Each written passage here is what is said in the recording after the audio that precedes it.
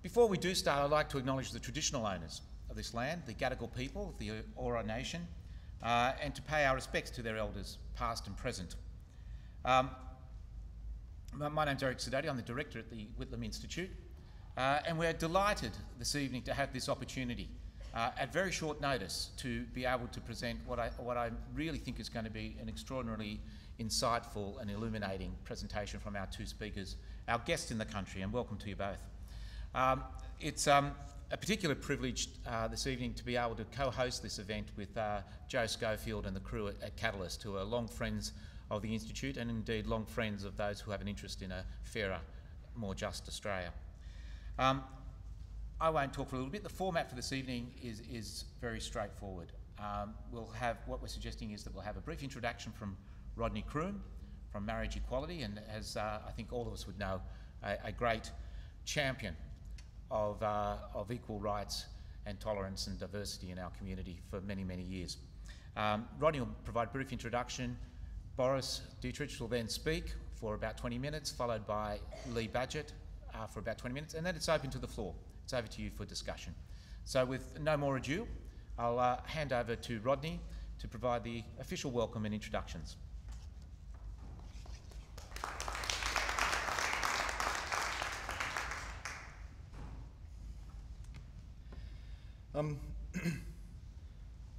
Can you hear me okay? Thanks very much, Eric, for that introduction.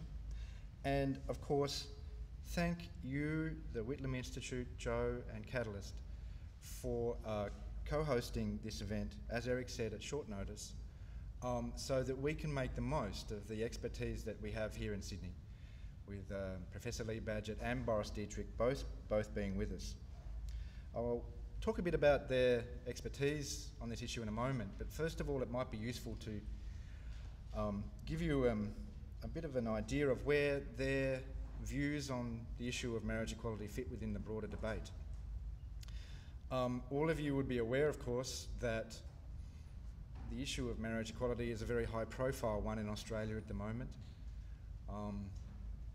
Back in 2004, the then Howard government, with the support of the Labor opposition, amended the Marriage Act in Australia to make it absolutely clear that marriage is only ever between a man and a woman. That was when Australian Marriage Equality was formed. That's the group that I'm with. And we worked for many years to raise the profile of the issue, with some success. But then, as sometimes happens with these issues, in 2010, we're not quite sure why, but the issue really hit the headlines in Australia in the lead up to the federal election, and has stayed there ever since. And of course, one of the great step forwards for us last year was when the ALP National Conference endorsed marriage equality as a policy for the Labor Party. But at the same time, it also allowed MPs, Labor MPs and senators, a conscience vote on the issue.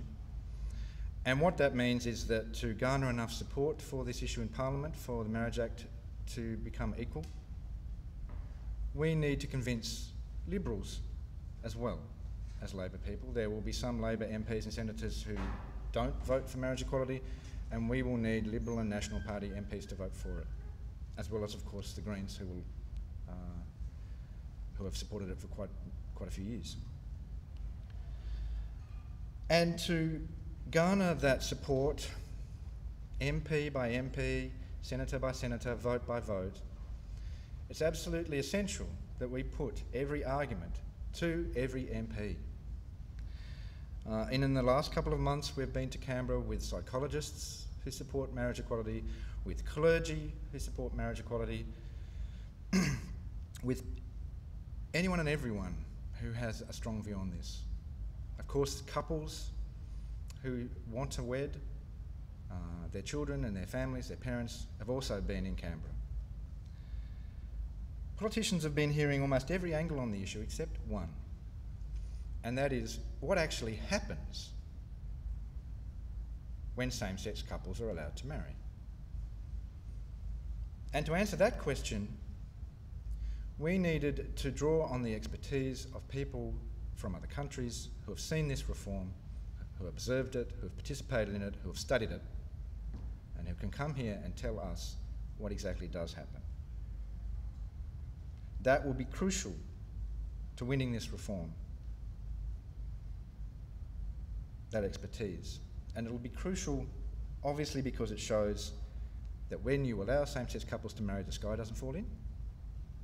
People won't start marrying their dogs. Blokes won't start marrying their cars. Heterosexuals will continue to marry. Churches will continue to be able to decide who they do and don't marry. And to some of you that might seem obvious, but to many people it isn't. Particularly to those people who are campaigning against this reform and who are having quite a bit of influence over quite a few MPs. And we get asked those questions. Will this mean the end of marriage? Will this mean the end of family? And by having people here who can say what the experience overseas is, we can assure those who have to vote on this issue that it won't. The overseas experience is also crucial because it shows what good comes from reform.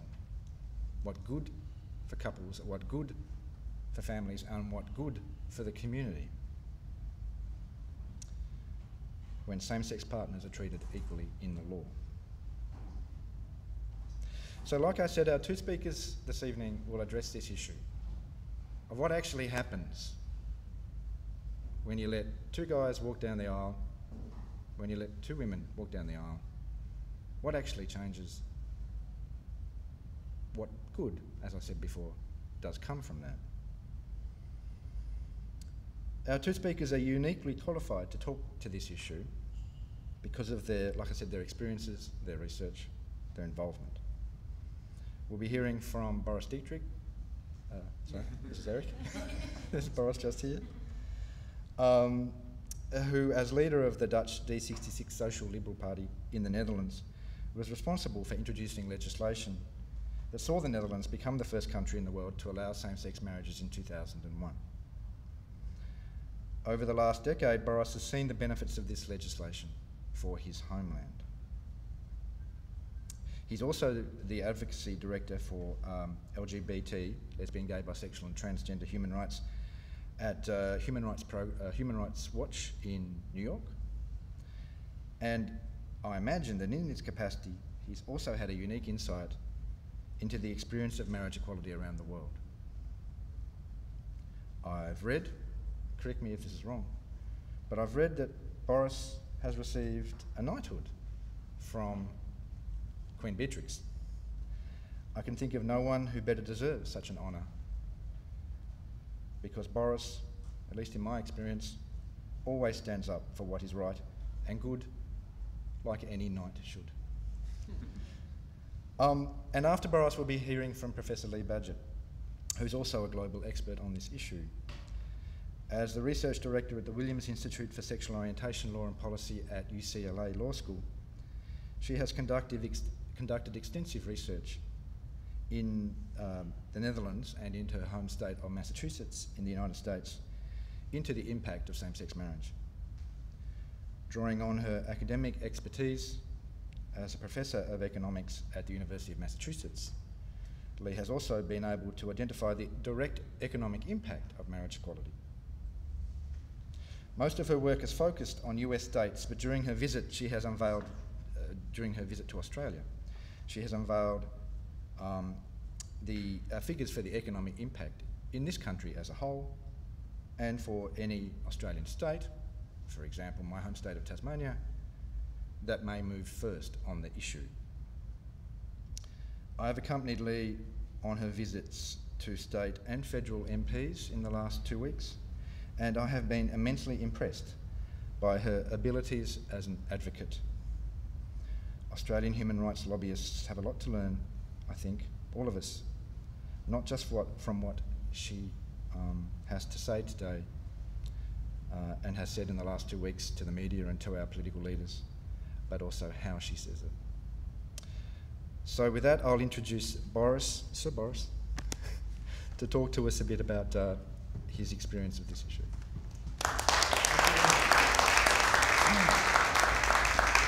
Well, thank you very much, Rodney. Thank you very much, Eric, for inviting me. Thank you very much for coming here, although it's raining so much. So it's great to be here.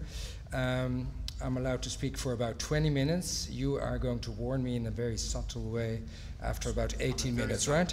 Okay. Let me start out with explaining a little bit my role in Dutch same-sex marriage. It was in 1993 when I was the first openly gay candidate for parliament in the Netherlands. And a lot of journalists thought it was very interesting to have a gay member of parliament. So they always asked me, what are you going to do for the LGBTI community? And so I said, I want to introduce same-sex marriage. And that was something unheard of, because nowhere in the world same-sex marriages took place. So in 1994, when I was elected, one of the first debates I did for my political party, I announced an initiative to introduce a same-sex marriage bill. And funnily enough, we didn't have a marriage equality in the Netherlands like a marriage equality Australia. So funnily enough, the LGBT movement was quite upset with me.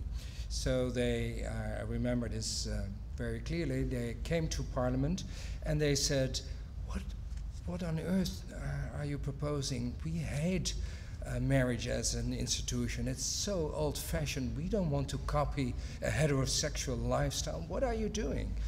And so I said, well, listen, if you don't want to get married, please don't. It's your choice. But people should have, everybody should have the same choice. It's about equal opportunities. And if you don't want to marry, that's fine, but please let me move ahead. And they were really very critical, and it took them about 2 years to change their opinion.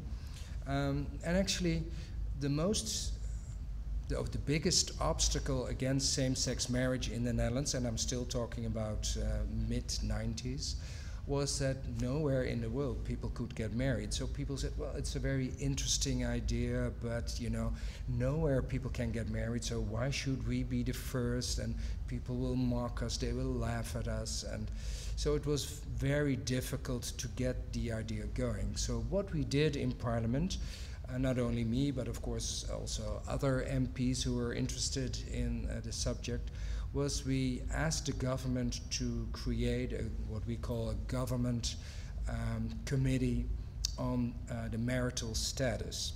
And we wanted this committee to come up with some kind of advice to Parliament and government if it would be possible for 2 men or 2 women to get married. And it took them a few years, I believe, but in 1998 they came with their advice to the Dutch government and politicians in Parliament, and they said, yes, there are no legal obstacles, it's just a political choice. Do you want it, or if you don't want it? But legally it's possible. In 1998 we had elections, and my 2 colleagues with whom I was working on this subject, they were not re-elected. I was the only one re-elected in 1998, and my political party entered coalition negotiations with 2 other political parties, the Labour Party and the Liberal Party in the Netherlands. I won't bore you with all the details, but in these negotiations there was a window of opportunity that both political parties really wanted my political party to be on board.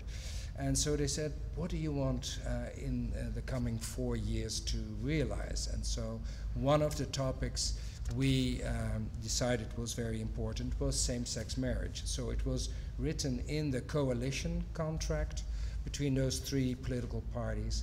And after that, it was relatively easy because it was in the contract and the other 2 political parties couldn't back down. And so we had the implementation of the law on the 1st of April 2001. Now I remember the debates in Parliament quite well, because of course we had Christian parties, they were in the opposition at the time, and during the debate there was this Orthodox Christian party, and the member of Parliament said, well, God knows who is responsible for the Same-Sex Marriage Act, and the wrath of God will be upon all those people who vote in favor of this law. And I remember that because after the vote, the It was a long vote, and it was a vote of conscience. So people in the Liberal Party, most of them voted in favor, but some of them didn't. In the Labour Party, almost everybody was in favor. But also in the Christian Democratic Party, there were a few members of parliament who voted in favor, while the party in the majority was against the same-sex marriage bill. But after this vote, it was about 2 o'clock in the morning. I drove my car back home from The Hague, where the parliament is, to Amsterdam, and it was stormy weather and rain, and I thought, oh, I have to drive very carefully, because just imagine I would get an accident, then people think, really, this is because of the same-sex marriage. But fortunately enough, everything went okay. So in 2001, the law was implemented, and since then there was no revolution that broke out. God didn't punish the Netherlands, as far as I can tell, and actually life just went on like before, but with one difference, and actually that is that a lot of people all of a sudden realized how important it actually is when two men or two women can get legal recognition in exactly the same way as heterosexual people can. So what we see is that on a yearly basis, I would say about 75,000 civil marriages per year take place, and out of those 75,000, I believe about 2,500 on average are same-sex marriages. Actually, the word same-sex marriage is wrong, because there is no same-sex marriage. There's just one marriage, and that marriage is for straight couples or same-sex couples. So we usually in the Netherlands talk about the opening of civil marriage to same-sex couples, but of course that's a very long term. Now, let me give you two stories, two examples of in those 10 years after 2001, how the society perceives people of the same sex who get married. I remember that, I think it was in 2003 or 2004, I was sitting in the train on the way from The Hague to Amsterdam, and I witnessed a conversation of two people who hadn't seen each other for a very long time, a man and a woman. And the woman said, "Oh, it's so great to see you after all those years. How are you?" And the man said, "Well, I got married." And then she said, "To a man or a woman?" And he said, "No, to a woman." And the conversation just went on like that. And I thought, that's so wonderful. Neither of them made a point about, a same-sex relation or not. And it was just integrated in their daily life. And the other thing I would like to tell you, and it's really an example for young people in the Netherlands. I went to a party of the son of my sister. I think that's called a nephew or a cousin. I always forget. That's my nephew. He turned 20 and he gave a party, and he invited my husband and me to come. So we went there, and there were all these kids of about 20 years old. And then one of them came to me and said, "Mr. Dittrich, is it really true that there was a time that gay people could not get married?" I said, "Yes, but until about 10 years ago." He said, "But that's discrimination." I said, "Yeah, exactly, and that's why we changed the law." But for these kids who are now about 20, they don't understand that there was a time that same-sex relationships couldn't be recognized for the law. So I thought it was actually wonderful to see that now there's this generation growing up and they just don't believe. And this is something of ancient times, So that was wonderful to see.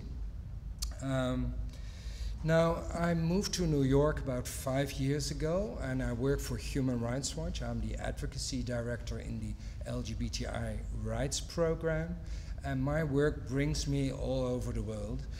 And of course, I'm very glad to see that same-sex marriage, the idea, takes foot in many continents. For instance, I was invited by the Argentinian organizations for their campaign to introduce same-sex marriage a few years ago. And it was really wonderful to see that in such a Roman Catholic country like Argentina, like in Europe, Portugal and Spain, that their same-sex marriage was introduced and is now taken effect. because the Roman Catholic Church doesn't approve of same-sex marriages and is very vocal. I remember in the Netherlands, when we were having the debates, the Archbishop called Roman Catholic members of parliament saying, if you vote for this bill, then we ostracize you. You are not allowed as a member of the Roman Catholic Church to come to church. The same happened in Argentina. The same happened in Portugal and in Spain. So I really admire Roman Catholic members of parliament to, withstand such a pressure from the Roman Catholic Church and voting in favor of same-sex marriage. There are now about 10 or 11 countries where same-sex marriages can take place. South Africa, of course, is a wonderful example in Africa where this happens. In Nepal, the discussions are going on, and hopefully that will lead to an official recognition of same-sex marriages. So hopefully Australia will follow. But what I would like to mention is that the idea, the concept of same-sex marriages is also used in parts of the world as some kind of red flag. And for instance, in African countries where I come, when I work there for Human Rights Watch, they say, well, if we would decriminalize homosexual conduct, because in about 81 countries in the world, homosexual conduct is still criminalized, politicians say if we decriminalize, then we know that the gays actually, their hidden agenda is to introduce same-sex marriage, and that is, of course, the worst thing that can happen according to those politicians. And so we see, for instance, in a country like Uganda, there is an anti-homosexuality bill introduced with even the death penalty for aggravated homosexual conduct. In a country like Liberia, only very recently an anti-homosexuality bill has been introduced. In Nigeria and everywhere in those countries, same-sex marriage is used as, the end of civilization will come upon us if a marriage between a man and a woman will be opened up and two men and two women can get married. So same-sex marriage is something which is also very problematic in many countries. And of course, LGBT movements in those countries do not even want to, they don't even think about same-sex marriage. All they want is to live freely. They don't want to end up in prison, like in a country like Cameroon, for instance, almost on a weekly basis. I just had a report this morning when I opened my computer that 3 lesbian girls were arrested and put in jail because they had sex with one another. At least that's what somebody told. And so they have to go to court. There have been arrests of gay men, and they received a prison sentence of 5 years simply because they sent a text message to another gay man, and it was apprehended by the police. So this is happening in many countries in the world, and of course for them same-sex marriage is something that happens far away. But still, it's very, very inspiring for a lot of people of LGBTI communities all over the world to see that in an ideal society, people are not discriminated because of their sexual orientation and gender identity. And I should add that people always think, because the Netherlands was the first country where same-sex marriage was introduced, that the Netherlands is some kind of paradise and there is no discrimination there. Well, let me tell you, that is not true. Emancipation is something that you have to fight for on a daily basis. It's not something that you acquire and then you can sit on your hands and relax. No, every day there are, of course, incidents, new immigration, people from other parts of the world immigrate to a country like the Netherlands, and so you need to talk about these issues on a daily basis. I would like to conclude by saying that I believe same-sex marriage is not something for only Labour MPs, it's also for Conservative MPs, very important. So in the Australian context, for Liberal MPs to consider. A few months ago, David Cameron, the British Prime Minister, gave a wonderful speech for the British Conservative Party, and there he said, I am in favor of same-sex marriage, and it's not in spite of me being a conservative leader, but because I am a conservative leader, because marriage is about a bond between two people who care for each other and who want to take responsibility for each other, and those are conservative values that are very important. And so I think that it's very, very important if Australia would be the next country that would follow and would introduce same-sex marriage. And I would like to say that actually the world is watching Australia. It's very important. We at Human Rights Watch talk about it. I know that in Geneva at the Human Rights Council there are a lot of discussions going on about homosexuality, decriminalization, but also there it's important to see what Australia is doing here, because what's happening here through internet is immediately known in other parts of the world, and it could be a wonderful source of inspiration for all those countries which are contemplating same-sex marriage and equal treatment and non-discrimination and tolerance. So I really, really hope that Australia will be next. I would like to thank actually the activists here in Australia, like Rodney Kroon, who has been working on this issue for such a long time, because it's because of the activists that politicians wake up and will understand that it's important that you don't have first-class citizens and second-class citizens in your country, but that everybody will be treated equally. I have a phrase which I always put below my emails, and I think it's really relevant for this discussion. It says actually, the future is not in front of us, but the future is inside of us. We can make it happen, and we can make it happen also in Australia. Thank you very much.